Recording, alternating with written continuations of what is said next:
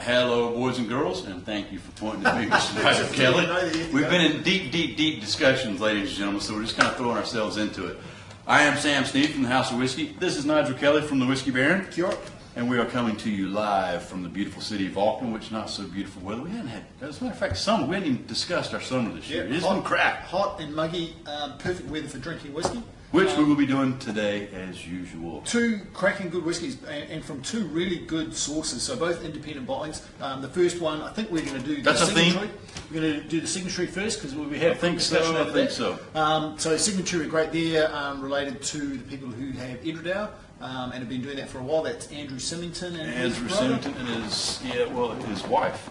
And then we're going to do also the Boutique Whiskey Company, which is coming out of Maverick Drinks, which is a branch of Master of Malt. Master of Malt. in London. But anyway, the Boutique Whiskey Companies we've had so far have all been good and really interesting labels. Some of the funkiest whiskey labels, just because some of the stuff they've got on there is...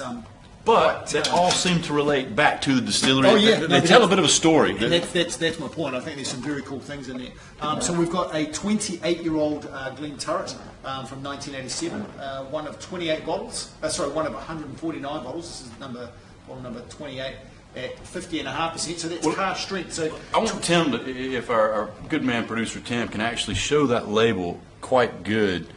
And the point being is, when we sell, or when you're as punters out there in whiskey land, when you buy these things, or what makes them so special, when you look at these labels, okay, to your average punter it might not mean a whole lot, but look at the specific nature of the label. This is a 1987 Glen Turret that's aged 28 years. It's from one single cask. Typically they will actually give you the cask number, which they do here. It's cask number 372. They'll give you the specific dates of distillation, 26/09/1987, and specific date of bottling, 18/07/2016. Hogshead cask number 372, as Nigel said, bottle number 28 of only 149, and that's what we have to point out. So do the math on that. I mean, that was a hogshead. So a hogshead is what, 250? 220, yeah, 220. No, it's the big one. A hogshead is a remade American oak. Okay, 250 liters. So 250 liters. Typically. You've got 149 bottles left only. It would have gone in at the very least 63.5% alcohol, if not higher. It's now down at 50.4. So we've lost a fair bit of alcohol, but we've also lost a fair bit of volume as well. So that's concentrated it down. And I can just chuck in a little Colorado reference there. Here we go again already, Timmy. Already with the Colorado reference. They talk about there are no shortcuts, and I think this style of whiskey really shows it. Well, correct me if I'm wrong. I could be, but all the independent bottlers that we sell and deal with, I don't think any one of them chill filter. Nope. I think it's all non-chill filtered.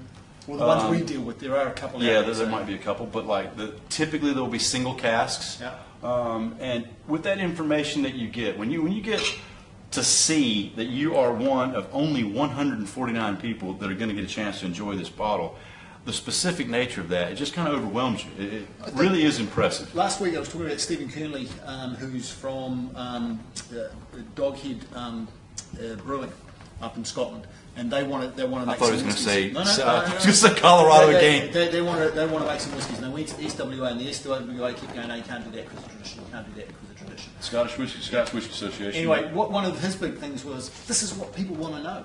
Yep. They want to know all these bits and pieces. Yet too many of the standard labels from the main distilleries, and I'll include my old friends at Pernod Ricard and Diageo, there's not enough in there. We've got some fancy bottles, but it doesn't tell you. I would like to see more information on that. Tell us it's been Oloroso cask. Tell us it's been in there for 6 years. Tell us 4 years. Yeah. Tell us 5 years. Tell us it was in the left-hand corner of the warehouse. I want to know. The more the better. Actually, the lads at Plantation Rum, if you look on the packaging of their new bottles, they give you specific dates, how long it was in the American oak cask, when it was sent over to France, how long it's been in the cognac barrels, and the islands that the rums come from.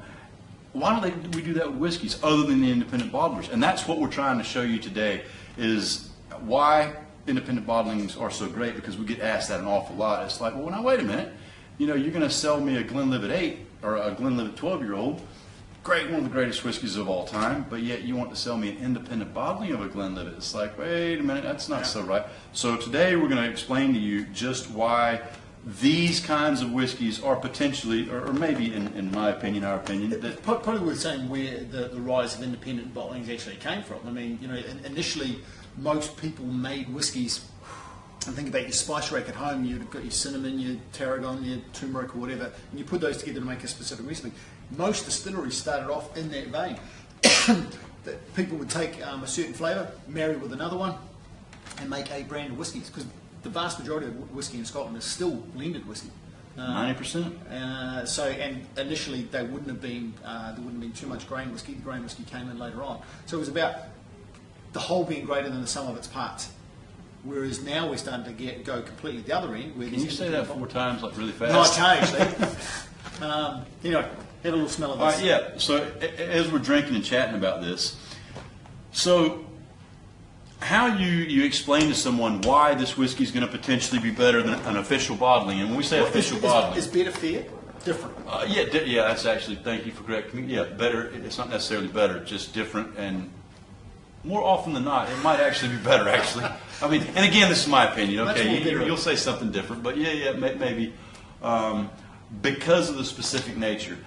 However, you do bring up a very fair point of better or just different.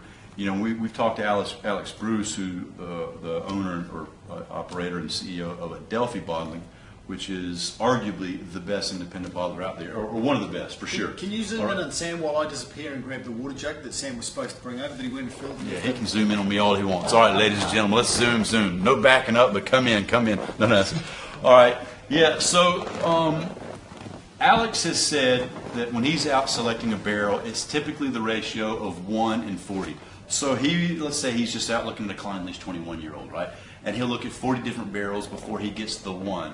Now, Andrew, I don't know if when we saw Andrew this last go-round, I don't know if we had a chance to actually ask him. I want to say it was 1 in 25 for Andrew. I don't know where I get that from. I don't know, but on that, so let's go back for the people watching.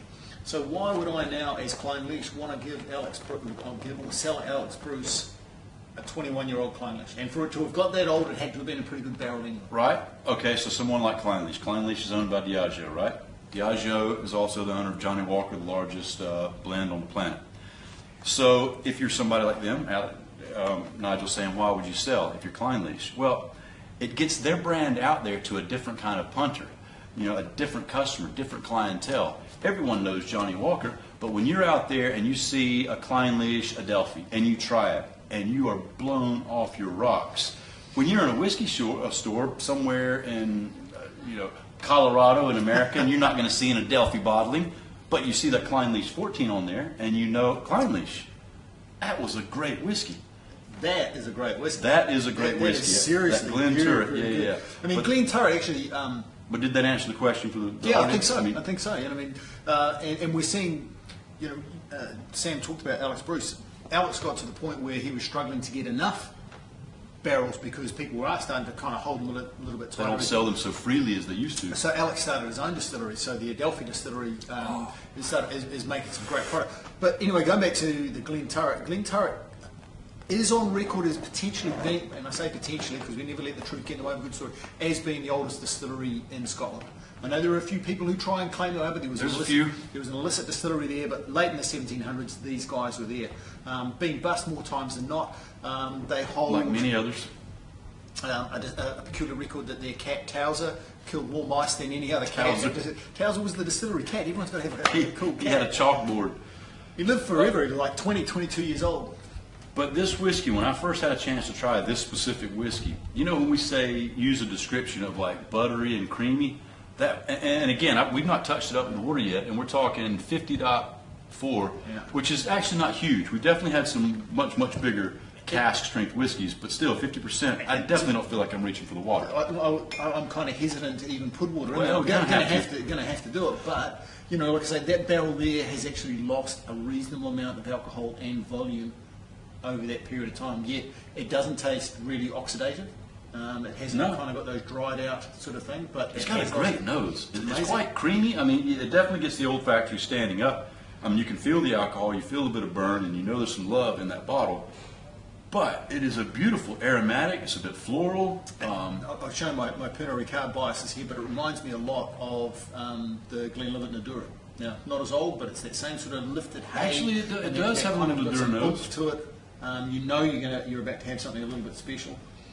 You know, and we talk about colour a lot. That's 28 years old. You know, it's not like it's deep, dark. I mean, it's got a great, beautiful, rich hue, but colour doesn't designate quality. Yeah. It is what it is. Yeah.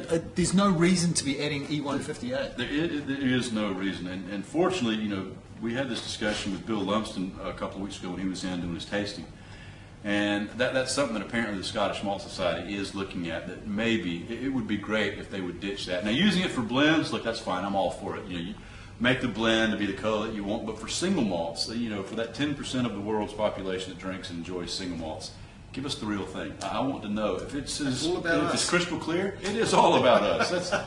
It is all about us. Let the tail wag the dog. Three. What do we think? Well, I don't know. You're cool. 1, 2, 3. Yeah, I'm just afraid to add any more because we're still talking 46, 47%, but it's quite oily, eh?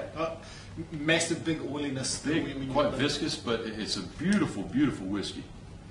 Okay, so straight away on the nose, I'm slightly disappointed that there's water gone in there. It's really softened that off. There is. Well, it's taking the spice away, but Yeah. let it sit and dilute for just a moment, and it will open up. Those vanillas should start to rain pop. myself in. You say that? Yeah, calm, young Skywalker. Calm. But that buttery creaminess is starting to open. Those vanillas are starting to come up. I was expecting it to be a little bit more nutty. That's the wisdom of experience right there, ladies and gentlemen. Yeah. Sam's clearly a lot older than I am, so it's Patience, good. patience, young Padawan. Yes. But it is. I mean, you can't say that it's creamy on the nose, but you know when you smell it, it just feels more creamy. I don't know All right, so how. I've got to do a backtrack on there because that's actually opened it up really rather You nice. see that, ladies and gentlemen? You see that? Mark it on the tape, Nigel Joel. Put that notch down there. But you see, right off the bat, maybe it's not as good on the nose, but on the palate, that's beautiful. It's really, really, really opened that whiskey up. How creamy is Yeah, that? but it's like a creamy ginger and there's like something else that I can't quite click in the back of that. Oh, there's a lot of like salted toffee or Now, I don't say this often about cask strength whiskies, but that tastes better now that it's got the water in it. that's what I'm saying. The palate on that is fantastic. And And again, obviously- we're still talking, what, 47%, give or take? So it's I was still. hesitant to have water in that. I And yet know I you thought- were. I know you were. I've got, as usual, boys and girls, the sneezester has to sort him out. But that is good. The whiskey was very, very good to start with. Let's be fair. But that's kind of ridiculous. Yeah. But these are, and the other thing I love about these signatory bottlings is I love these bottles. I do. absolutely Yeah, the fancy decanter style bottle. Something- And now that you've mentioned that, Signatory, Andrew there at Edgedour, they'll do 3 different bottlings of the Signatory vintage. The Signatory vintage series like this will always come in the decanter style, and it will always, I want to say always, I could be wrong once or twice, but I'm pretty sure that always the single cask drinks in this Go on, decanter those style. ones, The silver tubes, I was just looking which, for the yeah, silver, they'll not be there. somewhere around. The silver tubes will be bottled at 46%, and the gold tubes they do 43%, and I think they kind of go in notches. I've never heard that from Andrew, but I've just seen the way that they bottled, and they'll sometimes put together a couple of casks to make those bottlings up. But as far as I'm aware, this is kind of the top, the upper echelon of the Signatory range. And damn, how many really, really good Signatory bottlings that we have, from Kalila to Kleinlich to Glenlivet. I mean, this Glenlivet right here, this 1981 Glenlivet, is absolutely amazing. We had this bottle just before Christmas, and you don't necessarily see Glenlivet independently bottled that often, So they get their hands on some amazing, amazing whiskeys. Highland Parks. How many good Highland Parks do we have from Signature? Well, not only but the best one I've had was actually the one that Alex did, that Adelphi one, where he did it at 12 years old. The Fowles one of the Fescadale series. Yes, and yes. it was kind of like, this is what Highland Park used to taste like. Well, but I mean, seriously, just put that whole last bit in your mouth, and it's just so creamy and I suppose I can delicate, go back and taste it again. chewy. It just candy-like. There's a little bit of salt in there, which I don't know. I'm not so sure where I'm getting the salt, but there is a bit of salt in there, like salted toffee, or yeah, it's really that's a hell of a good. That's a really, really, really good whiskey. But In the greatest scheme of things, they aren't ridiculously expensive for what No, for what they are. No, they've always been exceptionally fairly priced for what they are, like you say. I mean, well, we don't ever talk about prices on here, but like the Glenlivet 81, and I'm not, for something, you're talking a 35-year-old single cask Glenlivet, and well under $1,000, well under $1,000, and But the Glenturret actually put out just a normal An official bottle? An official bottle. they used to, and wow. I don't think they do any longer. Don't hold me. Somebody let us know that. I don't think so. The reason why I asked that is that the next whiskey that we're going to do is the Ben Rinnes. Yep. And Ben Rinnes was the first time that it was released as a single malt was for. The first time Ben Rinnes was released as a single malt was released for, what do you mean? For There was a very specific thing that happened that Ben Rinnes was ever first released for. somebody win a war? No, the Flora and Fauna. Sorry, Oh, the Flora and Fauna. Oh, okay. I'm sitting here. I'm going way back. Is Darth having the? That Ben was Rinnes? yeah. Well, Darth can have a little bit of both because he's going to have some of that as well.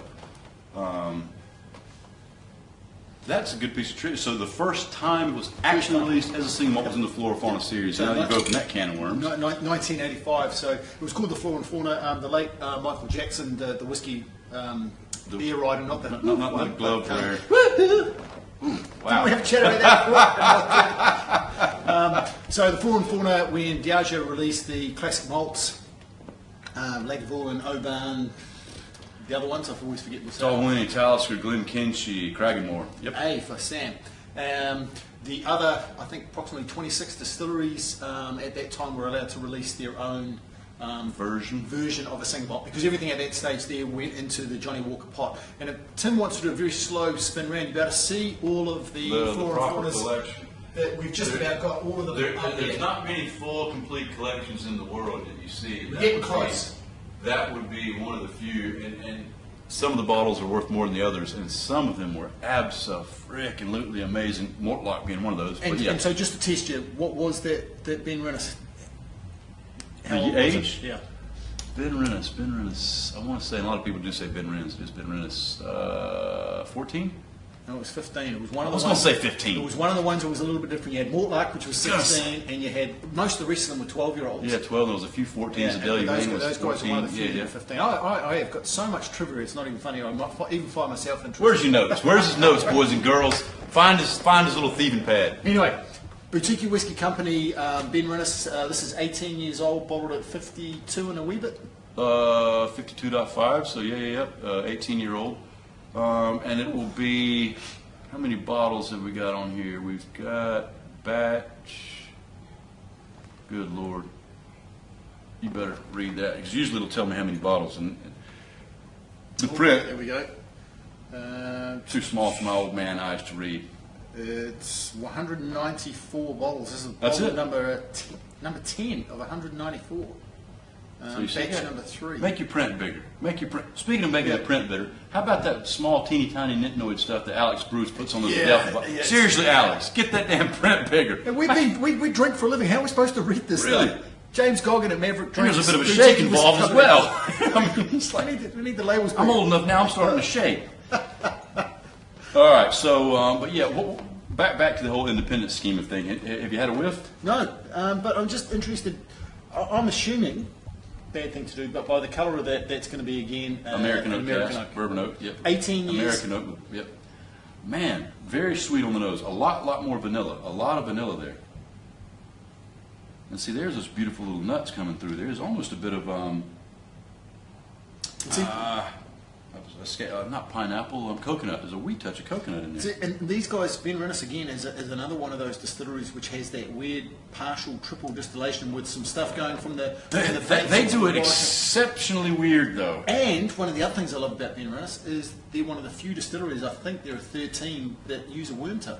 And Yeah. I've got a thing about worm tubs. Yeah, we've been threatening to do a worm tub tasting, but So a worm tub, for people who are just watching, there's different ways. As the vapour goes up the still, to condense it, it either goes through a shell and tube condenser where there's lots of copper contact, makes a lighter sort of style, whereas the worm tub is the traditional, if any of you watch Moonshiners on Discovery Channel, it's that tube that goes round and round like that. a big snake. Yeah.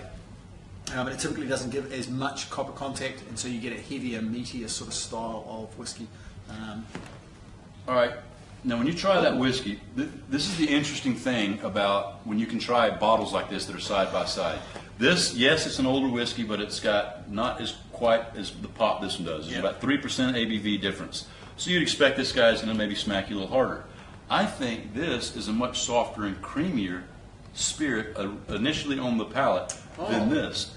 I mean, that seriously is really, really soft. Now, I'd love to do that in a blind tasting and get people to try and pick the ABV on that, because you're not picking that as 52.5. Although actually, now I'm saying that I'm getting a bit of warmth coming through now. But initially, that's... I would say it was a standard 46% bottle. Yeah, that is. I mean, it's really delicate. I don't know if it's because we've had this. Well, no, because that one's only 50%. It's pretty interesting. Wow. That is outstanding. And again, it's all about the cask selections. You know, these guys from Mavericks, when they go in and select that cask, they're going to pick the best of the best. And some of these casks will be so different from one another. It's not even funny. It's impressive and amazing, the people that do the cask selections here. And my apologies. Let me jump up and take care of that. One thing that Sam used to do, apart from get the water, was to turn the phone off. James Goggin at Maverick Drinks, if you could let us know again who the person cask selector who are picking these casks, because every single one we've tried so far has been outstanding. We tried that 25-year-old Macallan. We tried the Abalur, the Macallan.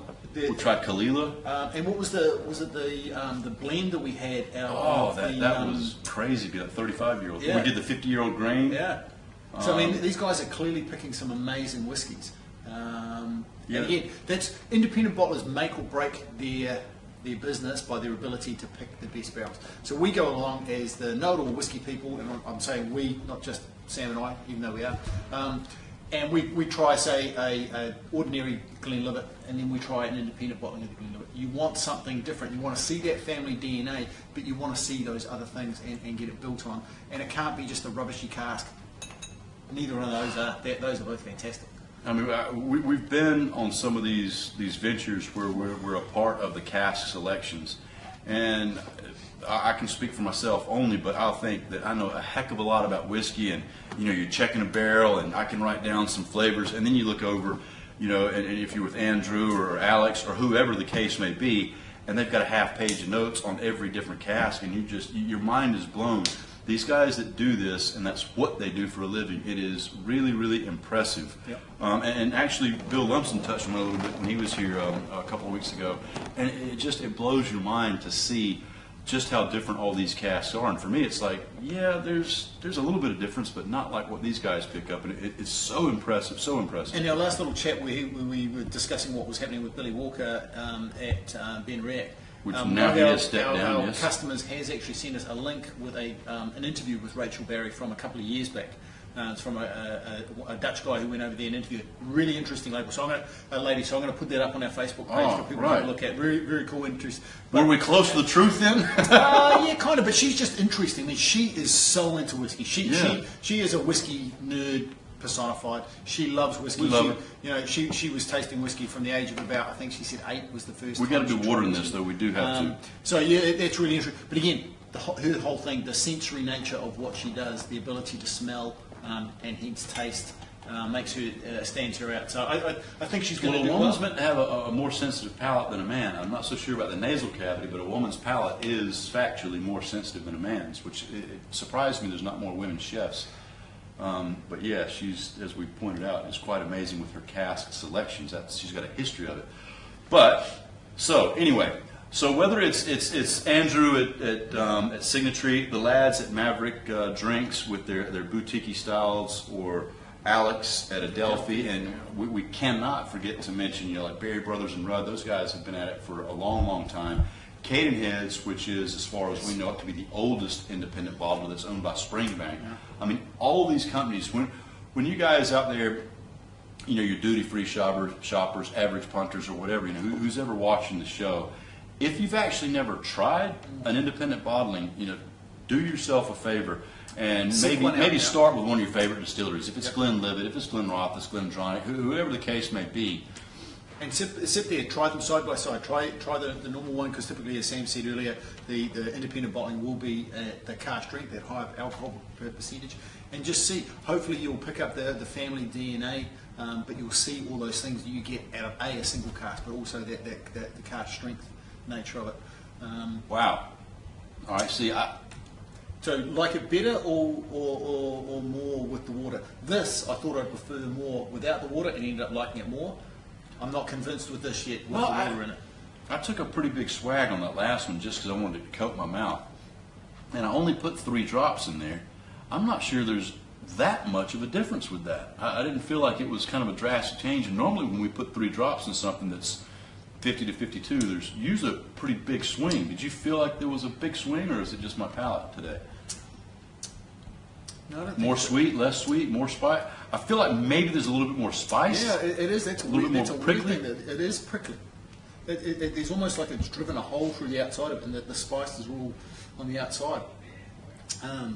But it's not more creamy than I would have actually expected. I thought maybe that the vanillas would really stand up. I thought it would get more nutty because I picked up the nuts the first go around. The coconut's kind of gone by the wayside, but it seems like it's brought the spices out a bit, but nothing really has been enhanced otherwise. But long story short, 2 very good whiskies that you generally don't get to see that often as No. single malts, because they get married into blends. Ben Rinnes particularly into the Diageo portfolio, particularly Johnny Walker, and then Glen Turret goes into Teachers. Teachers and I want to say Cuddy Stark, but I don't think that's Something right. along Yeah. those lines. But it's really great to taste these, and you actually take an individual component out of some of these whiskies and taste them as they are. And this is what blenders get to do all day long. They taste a little bit of that, taste a little bit of that, and marry them together to make out some of our favourite we get blends. to try stuff all day long too. Wow, we got a very, very bad job. But that, again, the independent bottlers, they actually give us the opportunity to try some of these distilleries that you just don't see every day. The Glen Turrets, Altabanis. I mean, we can go on and on. There's things like the Glen Lassie, Royal Brackla. If you can find an independent bottling now of Mortlach, do yourself a favour and buy it, because those indie bottlings of Mortlach, I mean, that we were introduced to, particularly from the 4 and 4 now. Gordon MacPhail has done Gordon some just MacPhail's. crazy, the 15-year-old, the 21-year-old. If you can get your hands on bottles of those Gordon MacPhail 15 and 21 Mortlachs, they're sublime. They are sublime. And is it fair for me to say that I don't think what is currently released as Mortlach really does it the Justice, I think that's exceptionally fair, and I think any nerdy Mortlach fan, whether it's yourself, myself, Craig Bardell, Alan Gardner, Lloyd Thomas, I think they'd all say the same thing. I'd put money on it. I think maybe Diageo, being Diageo, capitalized on the big Mortlach train that kind of got started with the whole independent bottling, and they thought, oof, they're on to something there, so we better bottle our own. But, and like you say, in our opinion, I don't think what they're bottling, and they're bottling in 50 ml bottles as well. That's 500. 500 ml bottles, and it's like, oh, Make but it look charging. like 700. Anyway, we're now Yeah. integrating something. But anyway, go and try an independent bottling. There are not lots of them around, and not everyone will carry them. You will need to find a specialty whiskey, won't be sorry. whiskey store, but you won't be sorry. And it's a great thing to do, because it's same, but it's always going to be different. Whether And- it's these two guys, And the great thing is, next time we get a signatory Glen Turret, it's going to be different to this, because Oh, it'll be yeah. a different barrel, it'll be slightly different age, slightly different alcohol content. it is a bit of a catch-22, because you will get those bottles that are just phenomenal. I mean, we've had some seriously great independent bottlings. And like you say, the Fascadel, and there's no going back. Once you've drank it, it is gone. And that's the thing that at the start, when you were talking about one being better than the other, that's the hard thing for the official bottlings, because they have to keep that consistency. Yep, So they're yep, yep. constantly putting in some older barrels to get that Yep. consistency, and that's the hard part for the blender. So, yeah. Anyway, I think we've probably gone well over time. People have got jobs. We got way too much to say about these bottlings. I think it's the first time we've kind of really touched on the independent bottling world, and it's such an important part of the industry. It's such an important part of the industry. So, until next time. Until next week, as long as our producer Timmy stays out of trouble and stays out of jail. There's that famous thumb, Famous boys. thumb, yeah. One day we're going to let him sit over here. One day actually, we'll let him we sit should here. do that. We'll have the guest of Timmy. I'll sit around and you can interview Timmy on he's a Well, whiskey expert now for sure. After all he's heard from you and I. We've run out of whiskey, so it's going to be just, well, actually, there's a drip. That's there, why we so- got to stop the show, ladies and gentlemen. Slow All it right, till next week, and send us anything you want us to do. Send us more. This came in from one of our listeners. So send us information, send us questions, whatever you'd like to see us do. We're more than happy to rant on about. Sláinte, boys and girls.